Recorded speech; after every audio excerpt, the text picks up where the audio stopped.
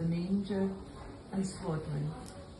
The congregation smiled in comfortable familiarity, thinking that they knew what was coming next, but they were wrong. The priest moved on to expand about what the word made flesh actually meant, ignoring children who had been allowed to stay up late for the carol service. He started to talk about suckling milk, filled nappies, and screaming with pain during teething. Expanding on his theme, he took us through the ages and stages of man, not sparing the blushes of the spinsters of the parish. As he stepped away, pale and bowed, he suddenly looked up, skimming his gaze over the congregation. In the sea of appalled faces, he saw me. Our eyes locked and he blazed with sudden recognition, and I was crushed, unable to breathe. I shouldn't have gone. I should have argued with my mother more before Mass to prevent what came after.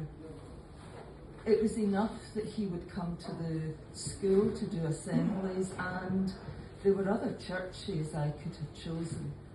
But I knew that there should have been safety hidden in the swell of the congregation, that I should have been able to remain hidden from him. Not that I was the one with something to hide. I had taken no vows. He should have stopped there, but the turn when it came was obvious to everyone. He stretched taller, and with a fervour seldom seen in his usual sermons, spoke about love in all its forms.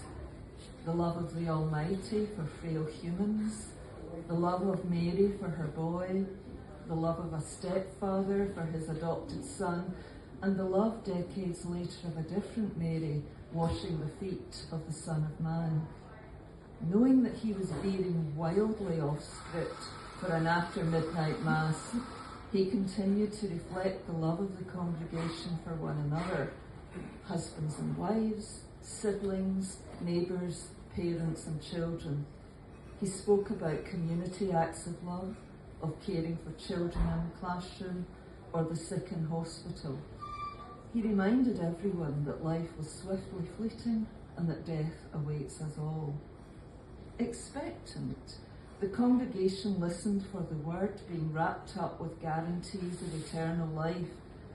But at this point, he removed his outer robe and his collar and said this would be his final sermon as he was leaving the church.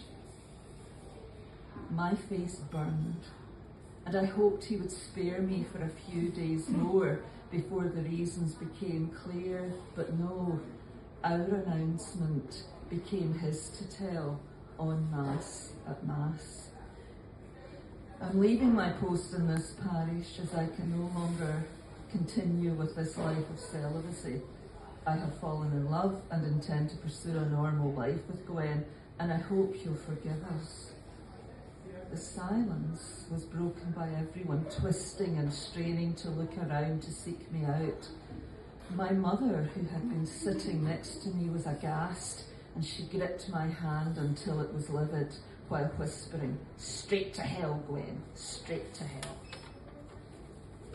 Decades later, I recall in slow motion he came down from the pulpit and stretched out his hand towards me, and rising in answer while my mother tried to drag me back down onto the polished pew bench, I stretched out my hand and took his, while a dissonance of background noise tried to break through my reverie.